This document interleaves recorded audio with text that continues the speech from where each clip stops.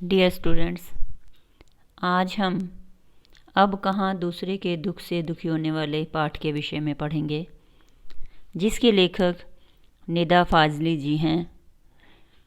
ये उर्दू के महत्वपूर्ण कवि हैं।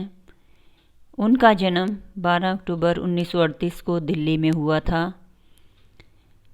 उनका बचपन ग्वालियर में बीता और वे युवावस्था में ही शायर के रूप में विख्यात हो गए। बच्चों, वे आजकल फिल्म उद्योग के लिए लिख रहे हैं। उनकी हिंदी कविताएं भी आम बोलचाल की हिंदी में हैं और जो पाठकों के दिल को छूने की क्षमता रखती हैं। अब कहाँ दूसरे के दुख से दुखी होने वाले पाठ के विषय में आज हम पढ़ेंगे।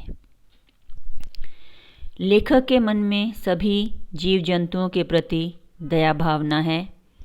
उन्होंने इस पाठ में दया भावना को दिखाने के लिए सुलेमान, महाकवि अयाज के पिता और नूह के प्रसंग के बारे में बताया है, जिससे संसार के समस्त प्राणियों के मन में प्रेम और करुणा का भाव उत्पन्न हो। उन्होंने सबसे पहले सुलेमान की करुणा के विषय में बताया है।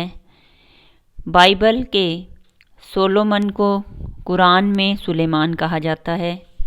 वे ईसा से 1025 वर्ष पहले एक दयालु शासक थे।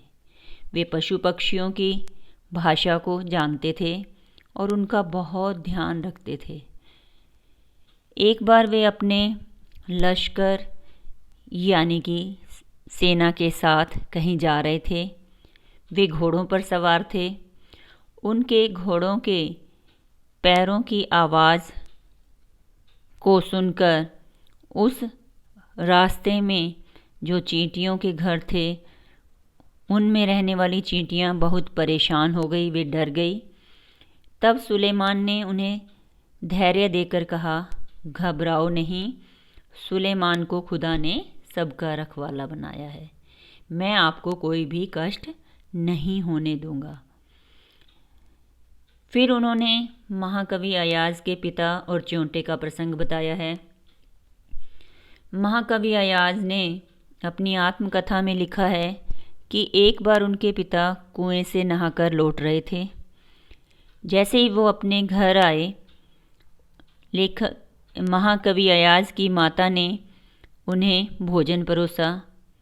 जब वह भोजन करने लगे, तब उनकी नज़र अपनी बाजू पर रेंगते हुए काले च्योंटे यानी कि कीड़े पर पड़ी। वे उसे कुएं के पास छोड़ने के लिए उठ खड़े हो गए, क्योंकि उन्हें पता था कि वे कुएं से नहाकर लौटे हैं। ये कुएं से ही यह च्योंटा उनकी बाजू पर आ गया होगा और वे नहीं चाहते थे कि वह च्योंटा बेघर हो जाए। इसलिए वे भोजन को छोड़कर पहले उसे कुएं तक छोड़ने के लिए चले गए। उसके बाद लेखक ने नूह नामक पैगंबर का प्रसंग दिया है। बाइबल और अन्य पवित्र ग्रंथों में नूह नामक पैगंबर का वर्णन आता है। बच्चों, नूह के मन में जीव जंतुओं के प्रति बहुत ही दया भावना थी। एक बार उनके रास्ते में एक घायल कुत्ता आया। उन्होंने उस कुत्ते को दुत्कारा और कुत्ते ने उन्हें कहा कि आप मुझे घायल देखकर क्यों दुत्कार रहे हो? मैं अपनी मर्जी से कुत्ता नहीं बना हूँ और ना ही आप अपनी मर्जी से इंसान बने हैं। हम सबको बनाने वाला ईश्वर एक है। यह बात सुनकर नूह जीवन भर रोते रहे। बच्चों, आपको पता होगा कि महाभारत में भी युधिष्ठिर का साथ एक कुत्ते ने ही दिया था। फिर लेखक ने बताया है कि कैसे पहले संसार सबका साझा माना जाता था। वैसे तो धरती हमारी सबकी है, प्रकृति हमारी सबकी है। इसमें पक्षी, पशुओं, मानव, नदी, पर्वत, समुद्र सबका बराबर का हिस्सा है। पहले लोग बड़े बड़े घरों में रहते थे, मिलजुल कर रहते थे, साझा घरों में रहते थे, लेकिन अब डिब्बे जैसे छोटे छोटे घरों में रहने लगे हैं। बच्चों, प्रकृति को परेशान करना जनसंख्या की वृद्धि के कारण लोगों ने शुरू कर दिया है। इसमें बताया है कि कैसे किसी को अगर बहुत ज़्यादा परेशान किया जाए तो उसकी सहने की शक्ति कम हो जाती है और वह एक न एक बार विद्रोह कर उठती है। इसमें भी बताया है कि कैसे मनुष्य ने अपने घरों को बनाने के लिए समुद्र को कम करना शुरू कर दिया। समुद्र सिमटने लगा, लेकिन उसकी गुस्से की सहनशीलता जब ख़त्म हो गई तो उसने जो है एक तूफ़ान में, जब समुद्र में तूफ़ान उठा तो मुंबई में आए हुए इस समुद्री तूफ़ान से अपनी लहरों में चलते हुए 3 जहाज़ों को समुद्र ने गेंद की तरह अलग अलग दिशाओं में फेंक दिया। वो तीनों जहाज़ अलग अलग जगह पर जा गिरे। एक वर्ली के समुद्र के किनारे पर जा गिरा, दूसरा कार्टर रोड के सामने गिरा और तीसरा गेटवे ऑफ इंडिया पर टूट फूट कर गिरा।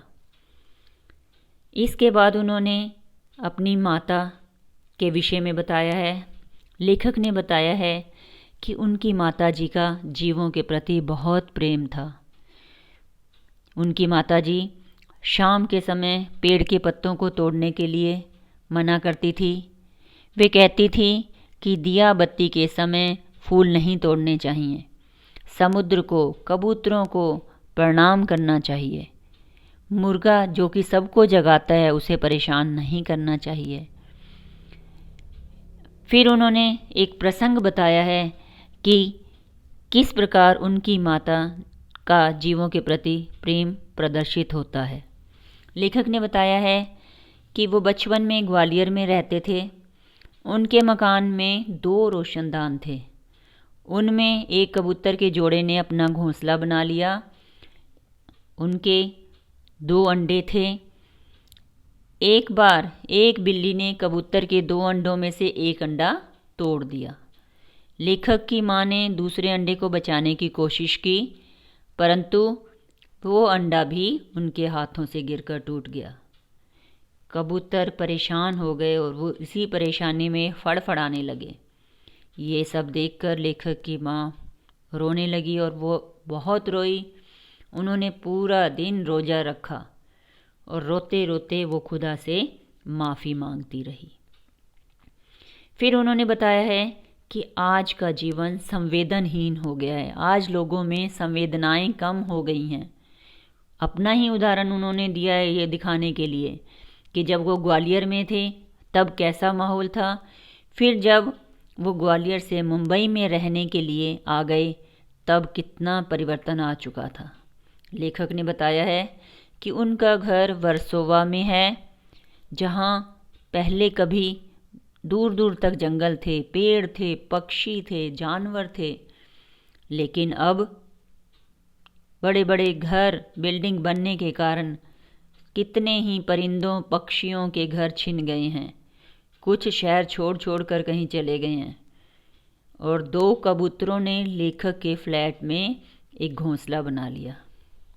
फिर लेखक ने बताया कि कैसे वो कबूतरों ने अपने छोटे छोटे बच्चों को खाना खिलाने के लिए वो बार बार कमरे में आते थे और कभी खाना गिरा जाते थे, कभी उनकी पुस्तकों को गंदा कर जाते थे। इस प्रकार जो है लेखक के घर में बहुत ही परेशानी होती थी। कभी कभी वो चीज़ों को गिराकर तोड़ भी देते थे। इन सब से तंग आकर लेखक की पत्नी ने उनके घोंसले के पास जाली लगवा ली और खिड़की को बंद कर दिया। जो कबूतर के बच्चे थे उनको भी वहाँ से हटाकर दूसरी जगह रख दिया, जिसे देखकर कबूतर बहुत ही खामोश और उदास हो गए। फिर लेखक ने खुद ही बताया है कि आज लोगों का जीवन संवेदनाओं से हीन हो गया है, संवेदनाओं से रहित हो गया है। आज न वो पुराने समय के सोलोमन हैं, न लेखक की माँ है, न महाकवि अयाज के पिता हैं, जिनका जीवों के प्रति बहुत ही प्रेम था। वे जीवों के दुख को समझते थे। फिर उन्होंने शिक्षा दी है कि मनुष्य को कभी भी ऐसा नहीं करना चाहिए, उसे सभी जीवों के साथ प्रेम करना चाहिए, उनके सुख दुख की परवाह करनी चाहिए और हमेशा उनके साथ प्रेम से पेश आना चाहिए। धन्यवाद।